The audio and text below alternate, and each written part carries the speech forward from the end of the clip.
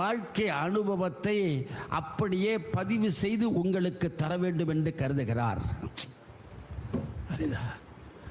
தன்னுடைய வாழ்க்கை அனுபவம் தன்னோடு நிறைவு பெற்றுவிடக் கூடாது என்று எண்ணுவது நமது மரபு. அப்பா தான் தேடிய சொத்தினை என்ன செய்கிறான்? சுவாதீனமாக்குகிறான்.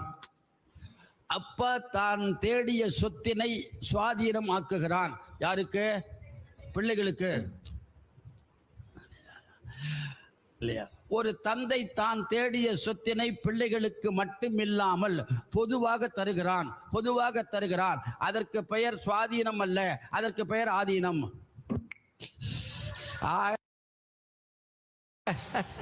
என்ன சந்தோஷம் பாருங்க.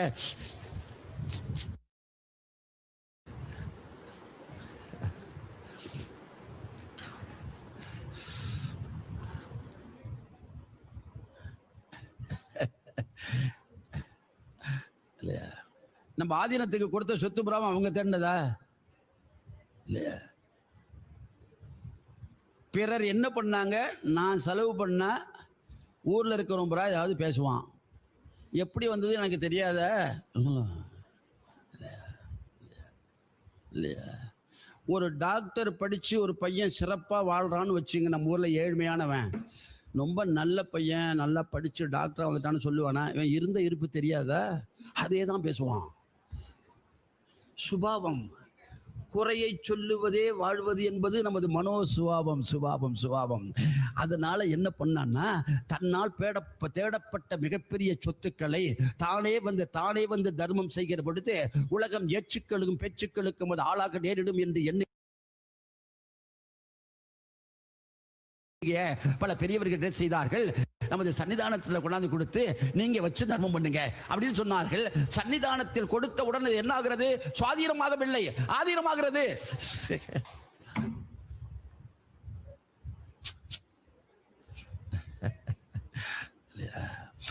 ரெண்டு பேருமே சுவாதீனத்திற்கு உரியவர்களும் ஆதீனத்திற்கு உரியவர்களும். அதாவது தன்னால் கொடுக்கப்பட்ட பொருளை முறையாக செலவு செய்வார்களேயானால் நல்லது, முறையாக செலவு செய்யப்படவில்லை என்றால் பராதீனம்.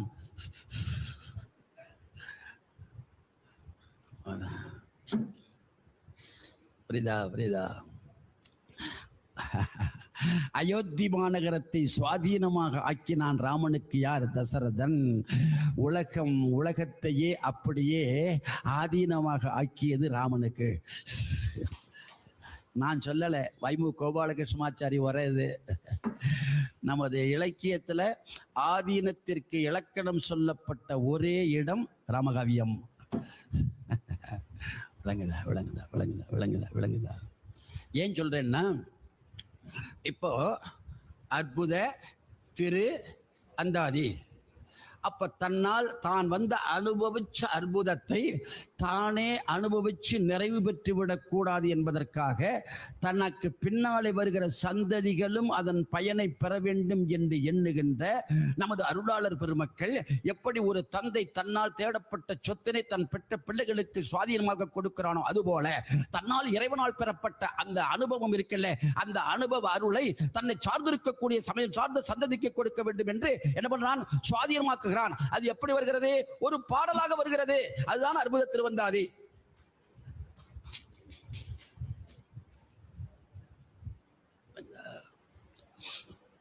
அப்போ அற்புதம் என்பது தோன்றிக் கொண்டே இருப்பது.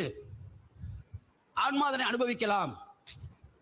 அற்புத, திரு, அந்தாதி பாட்டுக்கு விளக்கம் சொல்லிட்டேன். இப்ப திரு என்ற சொல்லுக்கு என்ன பொருள்? திரு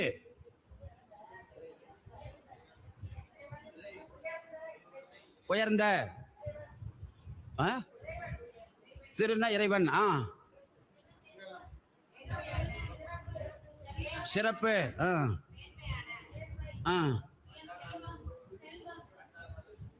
எங்க ஐயா யாரோ சொல்றாங்க, இல்ல நீங்க சொல்றதெல்லாம் இல்ல, ஒருத்தர் யாரோ சிறப்பான பொருள் சொல்றாங்க, இல்ல அந்த பாருங்க, யாரோ ஒரு மிகப்பெரிய கற்றறிந்த மூதறிவாளர் இந்த அளவையில் இருக்கிறார்.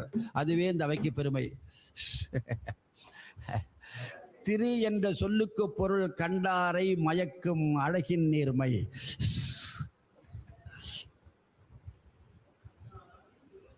கண்டாரால் விரும்பப்படும் அழகின்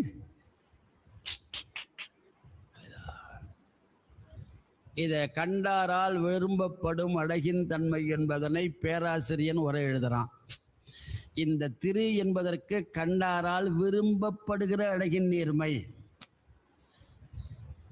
இப்ப இந்த இடத்துல இந்த அவையில உங்களுக்கு விவரம், அதை விட இன்னொரு விவரம் என்ன செய்யப்படுகிறது என்றால், கண்டார் என்கிற பொழுது கண்டவர் யார்? கண்டவர் யார்?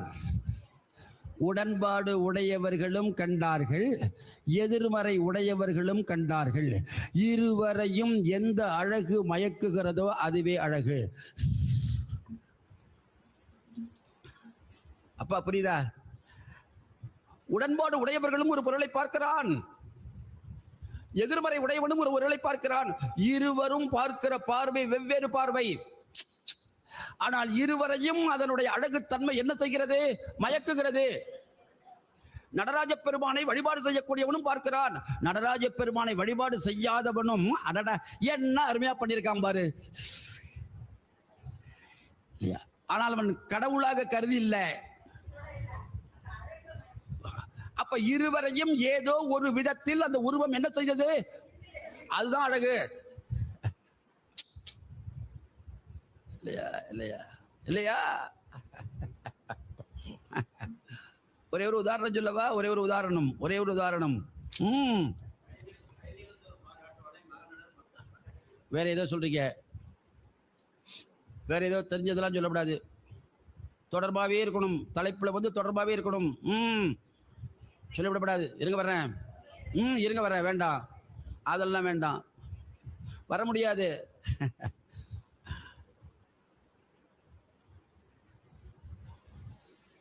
வள்ளலார் வருகிறார், நீதிமன்றத்துக்கு உள்ளே வருகிறார்.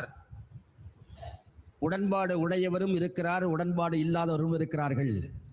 உடன்பாடு இல்லாதவர் ஆறுமுக நாவலர், உடன்பாடு உடையவர்கள் வள்ளலாருடைய சன்மார்க்க சங்கிகள். இருவரும் நீதிமன்றத்தினுடைய வளாகத்துக்குள்ளே அமர்ந்திருக்கிறார்கள். உடன்பாடு உடைய சன்மார்க்கிகள் அனைவரும் வள்ளலார் வருகிற பொழுது எழுந்து நிற்கிறார்கள். உடன்பாடு இல்லாத ஆறுமுக நாவலரும் எழுந்திருக்கிறார். கண்டாரை மயக்கும் அழகு யாரிடத்தில் இருந்தது?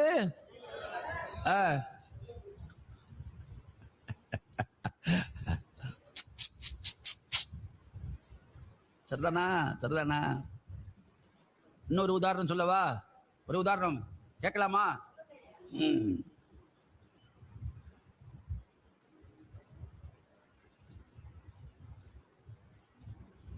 தாடி, ஒரு கம்பு,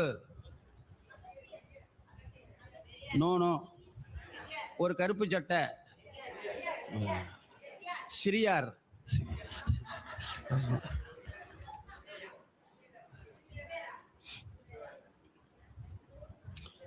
திடீர்னு மாத்திட்டு பாருங்க அப்படியே ஈவேரான்னு. ஆமா அவர் பெரியார்னு சொல்ல முடிஞ்சதோ? அம்மா அப்பர் சுவாமிகிட்ட போய் சமணர்கள் யாருன்னு கேட்குறாங்க. ஏன்னா அங்க இருந்தவர் இல்லை. அப்பர் சுவாமிகிட்ட போய் சமணர்கள் யாருன்னு கேட்டாங்க. என்ன சொன்னார் தெரியுமா? ரொம்ப பெரியவங்கன்னார் அவரு. யார அங்கே இருந்துட வேண்டியதானே? அப்ப பெரியவர்னு சொல்றாருன்னா ஏதோ ஒரு குறிப்பு இருக்குன்னு தெரியுது இல்ல. கையை கட்டிட்டு கேட்டான், என்ன சுவாமி அங்கே இருந்திருக்கலாமே, பெரியவர்கிட்டே இருந்திருக்கலாமே, ஏன் மறுபடியும் திருப்பிட்டு இங்க வந்தீங்கன்னு கேட்டான். அவர் எதுல பெரியவர் தெரியுமா? சிறு பெரியார். சிறுமேல ரொம்ப பெரியவன் தான் அவன். சமணர்கள் எதுல பெரியவர்கள்? சிறுமையில் பெரியவர்கள். சிறு பெரியார் சொல் கேளன் மின். சிறு பெரியவர்கள் அவர்கள் பேச்சை கேட்கவே அடடா சொல்றதே ஒரு நயம் இல்லையா? அவன் கேட்கிறவனே மகிழ்ச்சி அடைவான்ல, என்னவோ சொல்றான் பாரு. இல்லையா? வெறுப்படைய கூடியவன் கூட அந்த சொல்லை கேட்டு விருப்போடு பாராட்டுகிறான். அதுதான் கண்டாரை மயக்கம் அழகு. இருங்க வர்ற அந்த தாடி பெரியவர் என்னடா இவர்கிட்ட வந்து எல்லாரும் போய் சொன்னா, அன்னைக்கு மூட்டின அடுப்பு தான் அணையவே இல்லை, இன்னும் சோறு போட்டுக்கிட்டே இருக்காங்க சன்மா இதுங்க வடலூர்ல, அவ்வளவு அருளார்ந்த இடம்னு சொல்லிட்டே இருக்கிறான் போகும்போதெல்லாம். யார்கிட்ட? அந்த பெரியவர்கிட்ட. அவர் நம்புவாரா? அவன் புத்தி நம்பாது, இவன் புத்தி சொல்றது என்ன. பல முறை சொல்லிகிட்டே இருக்கும் பொழுது அவருக்கு என்ன ஒரு எண்ணம் வந்தது, அந்த இடத்த போய் பார்க்கணும்.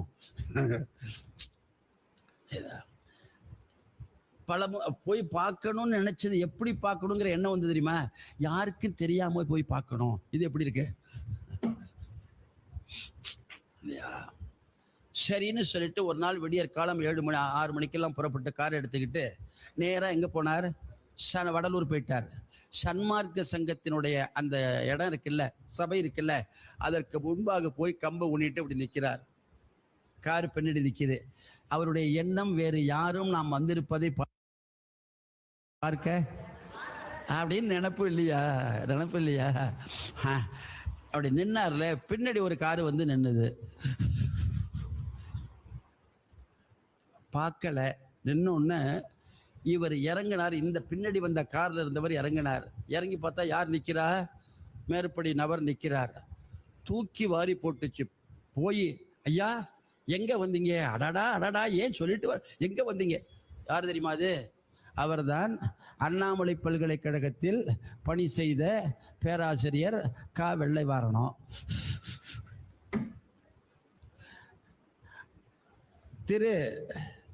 அவர் கண்டாரை மயக்கும் திரு சன்மார்க்க சபை, எதிர்மறையில் நோக்குகின்ற பெரியாரையும் மயக்குகிற அழகு இல்லையா? எங்க வந்தீங்கன்னாரு. ஒண்ணு இல்ல, என்னமோ அன்னைக்கு மூட்டின அடுப்புதான் இன்னும் அணையவே இல்லைன்னு சொல்றானுவா. அப்படி என்னடா அந்த இடத்துல இருக்க ஒரு விசேஷம்னு பார்க்கலான்னு நினைச்ச, ஆசையால வந்தேன்டா. படுபாவி நீ எங்கடா இங்க வந்தேன்னாராம்.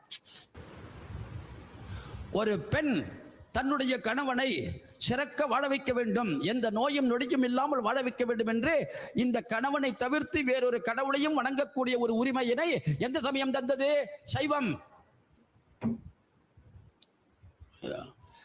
சமணம் தரல. ஒரே ஒரு உதாரணம் சொல்றேன். தேவந்தின்னு ஒரு தோழி என்ன செய்கிறாள்? கண்ணகிட்ட போய், அம்மா வா, காமகோட்டம் என்று ஒரு ஓட்டம் இருக்கிறது. எங்க? திருவெண்காட்டுல. அதற்கு அருகாமையில் ஒரு குளம் இருக்கிறது. அந்த குளத்தினுடைய கரையில் யார் இருக்கிறார்? ஒரு இறைவன் இருக்கிறார். அந்த குளத்தில் நாம் இருவரும் இறங்கி அது நீராடிவதற்கு பிறகு அந்த காமகோட்டத்தினுடைய பெருமானை வழிபாடு செய்வோமேயானால் கணவனை பிரிந்திருக்கின்ற மனைவி கூட என்ன செய்வார்கள்? கூடி வாழ்வார்கள் என்பது அந்த நிகழ்வினுடைய, அந்த கோயிலுடைய அற்புதம் அது. அதனால் வா போகலாம், பிரிந்திருக்கிற நாம் கூடி வாழலாம் வான்னு கூப்பிடுகிற பொழுது அப்ப கண்ணகி சொன்னதா என்ன சொல்றார் தெரியுமா இளங்கோவடிகள்? பீடு அன்று நான் என்னுடைய கணவனோடு கூடி வாழ்வதற்கு கூட அவனை தவிர வேறொரு தெய்வம் உண்டு என்று நான் ஒரு பொழுதும் மாட்டேன். சமண கோட்பாடு. ஆனால் சைவம்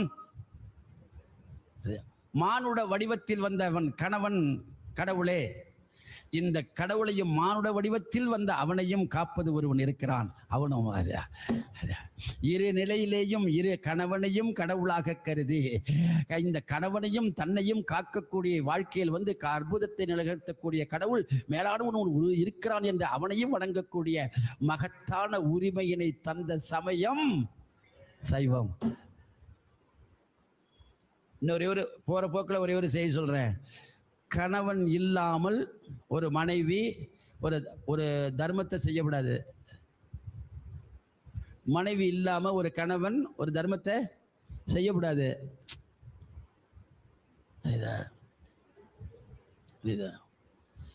இது பிற சமயம். நம்ம சமயம் சொல்லுது. நம்ம சமயம் எப்ப சொல்லுது தெரியுமா? ஒரு பெண் கணவன் இல்லை என்றாலும் தர்மத்தை செய்யலாம், செய்யப்படாது செய்யலாம், ரெண்டையும் சொல்லுது. இருங்க வர்றேன். இப்போ ஒரு, அதாவது கணவன் இல்லாத பொழுது தான் தர்மத்தை செய்யக்கூடாது என்பது பிற சமயம், செய்யலாம் என்பது சைவம் இல்லையா? அதற்கு சான்று காரைக்கால் அம்மையாரே சான்று. கணவன் கடையில் இருக்கிற பொழுது ஒவ்வொரு நாளும் வீட்டுக்கு வருகிற அடியார் பெருமக்களுக்கு கணவன் இல்லாத பொழுதே அவர்கள் என்ன செய்திருக்கிறார்கள்? உணவிட்டிருக்கிறார்கள். கணவன் பக்கத்தில் இருக்கணும் அல்லது கணவன் உட்கார்ந்து இருக்கணும்.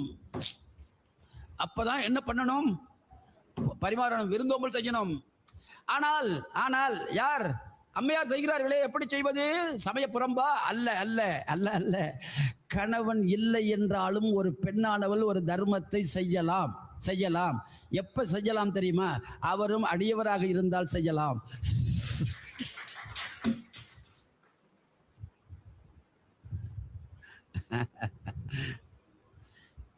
ஒரே ஒரு மகிழ்ச்சி உங்களுக்கு தெரியும், ஒரு பெரிய மகிழ்ச்சி. நம்ம சமயத்துல என்ன சொல்லலை சரிதா? நம்ம சமயத்துல நெறியெல்லாம் நெறிதன்னை நெறியாக நினையாதே, குறியொன்றும் இல்லாத கூத்தன் இருக்கால அவனை சிறுநெறிகள் சேராத. சிறுநெறிகள் சேராமே திருநெறியே சேரு, சிவநெறியே சேரு. அது வண்ணம் காட்டியவன் இருக்கான்ல, அது எப்பேற்பட்ட சிறப்பு சிறப்பு. மாணிக்க வாசகர் இல்லையா இல்லையா? இது என்ன நெறி? திருநெறி. சிறுநெறிகள் இல்லை இல்லையா? திருநெறியே சேரு வண்ணம், திருவருளே சேரு வண்ணம் இல்லையா? காட்டுகிறான்ல. அது என்ன? அதாவது நமது சைவ பெண்களுக்கு வாழ்க்கை நடைமுறைகளை எப்படி நடத்துவது என்பதனையும், இல்வாழ்க்கையில் இருக்கக்கூடியவர்கள் எந்தெந்த விதத்தில் விருந்தோம்பல் போன்ற தர்மங்களை செய்ய வேண்டும் என்பதனையும் அணு அணுவாக மிகச்சிறப்பாக அந்தந்த காலத்திற்கு ஏற்ப பக்குவமாக எடுத்து சொல்லப்பட்டிருக்கிற ஒரே சமயம் சைவந்தான். அதுல ஒரு சார்ந்தது. இப்போ அம்மையாருடைய வாழ்க்கை கண்டாரி மயக்கம் அடையும் நீர்வை தானே தொடக்கத்தில் இல்லையா இல்லையா? அற்புதத்தை நிகழ்த்தி காட்டுகிறார். எது? மாம்பழம் இல்லையா? மாம்பழம். எத்தனை மாம்பழம் வருது? 4 மாம்பழம். அங்க 2 கொடுத்தது இல்லையா? வந்த ஒருத்தவரை அடியாருக்கு சாப்பாடு போட்டாச்சு. எப்படி போட்டிருக்கார்? கணவன் இல்லாத பொழுது போட்டிருக்கிறார். ஏன் போட்டார்? அம்மையாரே சிவனடியார் போடலாம். அப்படிதான் நீங்க பேசணும். சிந்தனை. ஒரே ஒரு செய்தி சொல்றேன் போற போக்குல. தனதத்தனார், அம்மா தெரியுதா? தனதத்தனார் அல்லப்பா, தனதத்தனார் உளரானார். யார? அம்மையாருடைய அப்பாவை. தனதத்தனை அறிமுகம் செய்து வைக்கிற சேக்கிழார் பெருமான் தனதத்தனாரை முதலில் அறிமுகம் செய்கிற பொழுது தன தத்தனார் ஆர்மிகுதி. அம்மையார் பிறந்துட்டா, வளர்ந்து வர்றாங்க. இப்ப அந்த அம்மையாருக்கு வாழ்க்கை அமைத்து தருவதற்கு ஒரு கணவனை தேடுகிறார். கணவனை தேடுவது பொருள் வழிதான் தேடினாரே தவிர அருள் வழியை நாட்டமுடைய ஒரு மணமகனை தேடவில்லை. அந்த தவறை யார்? தனதத்தனார் செய்ததனால் அன்றையிலிருந்து அது தொடங்கி என்ன செய்கிறார் சேக்கிழார்? 9 இடத்துல சொல்ல வருகிற பொழுது தனதத்தன் அவன்தான். அருளுடைய மகளை பெறுவதற்கு தவம் பண்ணானே தவிர அவனுக்கு வாழ்க்கை அமைத்து தருகிற புண்ணியத்தை அவன் பெறவில்லை.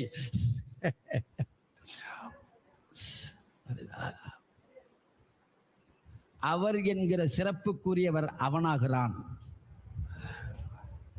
இது சைவம் காட்டுகின்ற மரபு. என்ன மரபு தெரியுமா? தான் பெற்ற பிள்ளைகளுக்கு தன் மரபு வழியாக வாழ்க்கை அமைத்து கொடுக்க வேண்டிய பொறுப்பு ஒவ்வொரு சைவ பெருமக்களுக்கு உண்டுங்கிறத உணர்த்துகிற வரலாறு இது.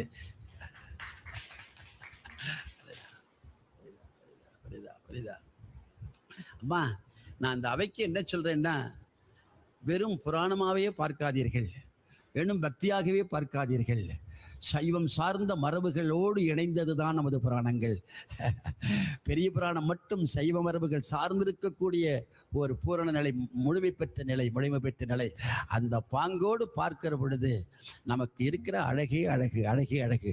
இது இறைவனால் கொடுக்கப்படுகிற மிகப்பெரிய திருவருள் நிறைந்த முகப்பொழிவு, வாழ்க்கை பொழிவு. அந்த நோக்கத்தில் நாம் பார்க்கிற பொழுது அம்மையாருடைய வாழ்க்கை 4 மாங்கனிகளை பெற்ற அற்புதம் நிறைந்த கணவனோடு வாழ்கின்ற திரு. அது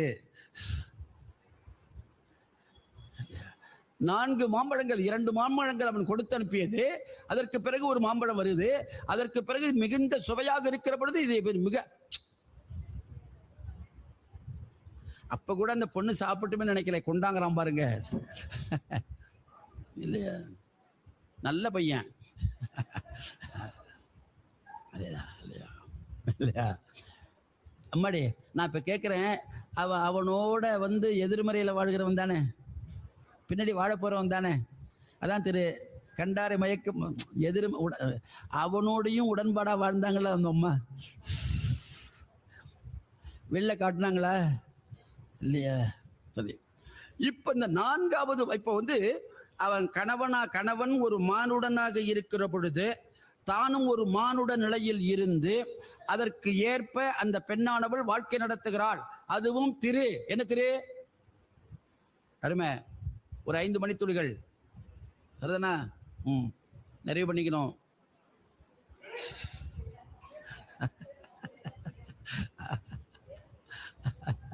அதெல்லாம் அந்த மணி அடிச்சாச்சே, மணி அடிச்சாச்சு, இல்லைன்னா மணியாளி அடிச்சா படிப்பாரு அப்புறம்.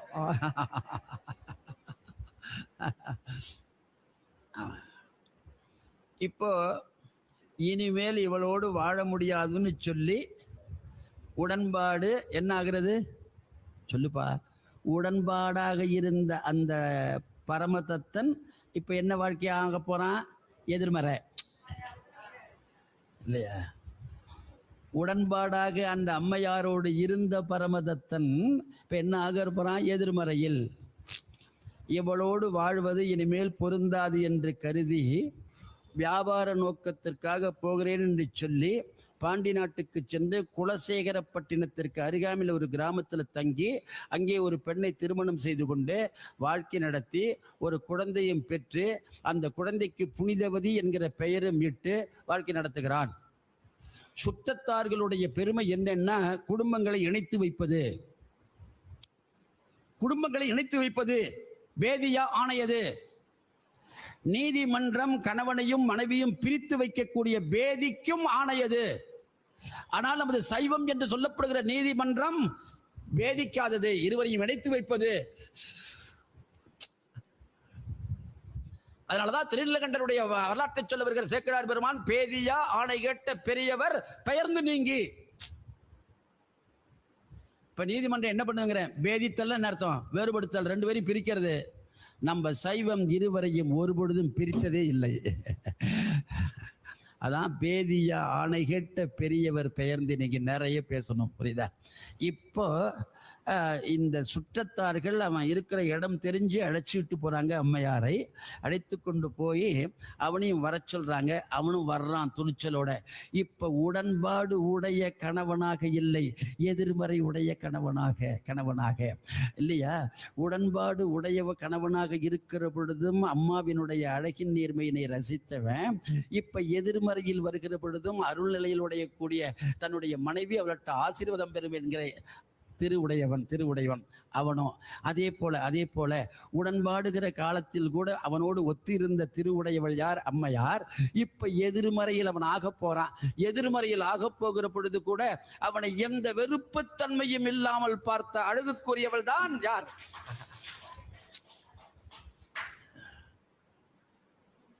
வந்த உடனே வேற எந்த விசாரணையும் இல்லை, கிடுகிடுன்னு நடப்ப சொல்றான். நடப்ப சொல்லிட்டு, நான் திருமணம் செய்து கொண்டேன், அந்த திருமணத்தில் பிறந்த குழந்தை தான் அந்த குழந்தை, அம்மா உன்னுடைய பெயரே வச்சிருக்கிறோம் புனிதவதின்னு அன்னு சொல்லிட்டு என்ன பண்ணான்? காலில் விழுந்தான். யாருடைய காலில்? மனைவியினுடைய காலில் கணவன் விழுகிறான். இது வரைக்கும் அவனுக்காக தாங்கி இருந்த உடம்பு என்று எண்ணிய அந்த கண்டாரை மயக்கும் புனிதத்தன்மையுடைய அழகின் நேர்மை பெற்ற அந்த பெண் இனி இவன் நமக்கு ஆகான் என்று, இது வரைக்கும் இவர் ஆகார் என்று எண்ணிய அந்த பெண் இப்போ இவன் ஆகான். உறவு அருந்து போனதுன்னு அர்த்தம். அழகா அந்த இவன் என்கிற சொல்லின் மூலமாக சேக்கிழார் பிரிச்சு காட்டுறார். இதெல்லாம் நிறைய விவரம் பேசணும், நேரம் இல்லை, புரியுதா? இப்போ மாங்கனிக்கு முன்பாக, மாங்கனி பெறுவதற்கு முன்பாக கண்டாரை மயக்கும் அழகுடன் இருவரும் வாழ்ந்தது ஒரு நிலை. மாங்கனி பெற்று இருவரும் வாழ்க்கையில் பிரிந்ததற்கு பிறகு கண்டாரை மயக்கும் அழகின் நேர்மையில் வாழ்ந்தது ஒரு நிலை. இந்த இரண்டு நிலையும் எனக்கு இறைவனே தந்த அற்புதம் என்று எண்ணி வாழ்ந்த நிலை அம்மையாருடைய நிலை. அம்மையாருடைய அது அப்படியே அந்தாதியாக பாடுகிறார். இது அம்மையாருடைய வாழ்க்கை வரலாறு. நமக்கு என்ன பாடம்னா, ஒரு கணவனோடு உடன்பாட்டு நிலையிலேயும் எதிர்மறை நிலையிலேயும் நாம் ஊர் சிறக்க வாழ வேண்டுமே தவிர நம்மிடத்தில் இருக்கக்கூடிய வேதப்படுகிற தன்மையினை ஒரு பெண்ணோ ஒரு ஆணோ ஒரு பொழுதும் காட்டி வாழுதல் என்பது சைவத்திற்கு மாண்பு அல்ல என்று வாழ்க்கை நடத்தியவர்கள் தான் நமது அடியார் பெருமக்கள். அதை பதிவு செய்த பதிவு இலக்கியம்தான் எது? அற்புத திரு அந்தாதி. அந்த அந்தாதியில் என்ன பாட்டு? எழுபிறப்பும் அவர்க்கே ஆட்சேபம் தானே, இல்லையா? அதில் இந்த பாட்டு 3வது பாடலாக வருகிறது. இந்த அற்புதத்தில் வந்து அதில் 3வது பாடல். அந்த 3வது பாடலில் ஒரே ஒரு செய்தி, ஒரு வரியில் அந்த செய்தியை சொல்லி நிறைவு பண்ணுறேன். அந்த பாடலில் அம்மையார் நமக்கு சொல்லுகின்ற அறிவுரையாக சொல்லுகின்ற செய்தி 3 செய்திகள். 1, அவர்க்கே எழுபிறப்பும் ஆளாவோம். எல்லாருக்கும் ஒரு செய்தி சொல்கிறேன். கணவனோடு உடன்பாடாக இருக்கிற பொழுதும் கணவனோடு எதிர்மறையில் வாழ்க்கை நடத்துகிற ஒரு வாய்ப்பு ஒரு வாழ்க்கையில் வந்தாலும் கூட, நான் எதிர்மறையில் அவன் ஆளானான், இதனையும் கடவுள்தானே தந்தாயே நியாயமாய் என்று கேட்காதே, எதை தந்தாலும் அவனுக்கே எழுபிறப்பும் ஆளாவோம். நன்றே செய்வாய் பிழை செய்வாய், நான் இதற்கு ஒரு நாயகம் அல்ல, அனைத்திற்கும் நாயகம் நீயே என்று இரு. அதை சொல்றது 3வது பாட்டு. அவர்க்கே எழுபிறப்பும் ஆளாவோம். 2வது, அவனை தவிர வேறொரு தெய்வத்தின் மீது ஒரு பொழுதும் நான் அன்பு காட்ட மாட்டேன், அவர்க்கே அன்பாவேன். ஒரே ஒரு செய்தி, பரமதத்தன் என்று சொல்லப்படுகிற கணவன் உடன்பாடாக இருக்கிற பொழுதும் அவனுக்கு அன்பு செலுத்தினால், அவன் எதிர்மறையில் இருக்கிற பொழுதும் அன்பு வெறுக்கலை. ஒதுங்கி நின்றார்களே தவிர ஒரு பொழுதும் மனவேதனையோடு எந்த சொல்லும் சொல்லலை, அன்பை செலுத்தினார்கள். அதுபோல உடன்பாடு எதிர்மறை வருகிற பொழுதும் நீ ஒத்த மனோபாவத்தோடு வாழ்க்கை நடத்துகின்ற பொறுமைத்தன்மையினை பெறுவதுதான் ஒரு பெண்ணுக்கு அழகு என்று காட்டுவதுதான் சைவம் என்பதனை பதிவு செய்து காட்டுகிறவர் யார்? அம்மையார், இல்லையா? அது அற்புத திருவந்தாதியில் 3வது பாடல். 3வது ஒரு கோட்பாடு சொல்றார். நாம் அவர்க்கே அல்லால் ஆகாவும், இறைவன் அந்த பரம்பொருளை தவிர வேறு எந்த ஒரு கடவுளையும் இரு நிலை வந்தாலும் வேறொரு கடவுள் உண்டு என்று ஒரு பொழுதும் நான் என்ன பண்ண மாட்டேன், கருத மாட்டேன். அதைத்தான் அப்பர் சுவாமிகள் தன்னுடைய முதல் பதிகத்தில் பதிவு செய்கிற பொழுது,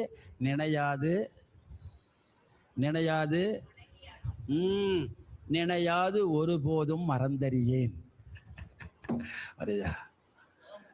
சலம்பூவோடு தூபம், அதான் ஒரு வரி காட்டுற உடனே பிடிச்சிக்க வேண்டியது தானே. சலம்பூவோடு தூபம் மறந்தறியேன் உண்ணாமம் என்ன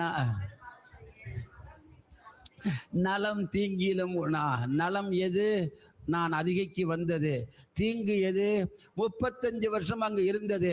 இந்த 2 நிலையிலையும் கண்டாரை மயக்கும் அழகாக நான் ஒரு பொழுதும் உன்னை மறந்தறியேன். அரிதா அதுபோல உடன்பாடு உடையவனாக கணவன் இருக்கிற பொழுதும் எதிர்மறை உடையவனாக இருக்கிற பொழுதும் அவனே இந்த அற்புதத்தை பெறுவதற்கு இரு நிலையிலையும் காரணமாக இருந்தவன் யார்? அவனே என்று கருது. என்ற இந்த பதிவுகளை 3 குறிக்கோளோடு வாழ்க்கை நடத்துவான் சிறந்த வாழ்க்கை என்று தன்னுடைய அற்புத திரு அந்தாதியில் மிக சிறப்பாக பதிவு செய்து காட்டுகிறார் அம்மையார். ஆக சைவ உலகத்திற்கு ஆண் பெண் இரு பாலருக்கும் நமது சமய இலக்கியத்தில் அற்புத திருவந்தாதி காட்டுகிற கோட்பாடு, உடன்பாடு எதிர்மறை 2 நிலையிலேயும் எந்த சூழ்நிலையிலேயும் மற்றவர்கள் பாராட்டும்படியான ஒரு அருமையான வாழ்க்கை நடத்துவதுதான் சிறந்தது. அந்த வாழ்க்கையை நடத்துகின்ற பாங்கினை நமக்கு யார் தந்தான்? இறைவனே தந்தான் என்று அவனுடைய வரவாக கருதி மன அமைதியோடு வாழ்க்கை நடத்துவான் சிறந்தது என்று சொல்லி அந்தாதி பாடலாக பதிவு செய்தவர். அதற்கு அற்புத திருவந்தாதி. நான் இந்த சுகத்தை உடன்பாட்டிலேயும் அனுபவித்தேன், எதிர்மறையிலையும் அனுபவிச்சேன் அப்படின்னு அது அற்புதமாக அதனை கருதி அதனை திருவாக ஏற்றுக்கொண்டு அந்தாதி செய்யுள் பாடி மகிழ்கிறார். அந்த அந்தாதி செய்யுளை தினந்தோறும் பாராயணம் செய்து நீங்கள் வாழ்வில் எது வந்தாலும் தாங்குகின்ற இதயம் படைத்தவர்களாக சைவ பெருமக்களாக இருக்கிற நாம் வாழ்வோம் என்று உறுதி கூறி வாய்ப்பளித்த சன்னிதானம் அவருடைய பொன்னார் திருவடிக்கு வணக்கம் சொல்லி விடைபெறுவேன். வணக்கம், நன்றி.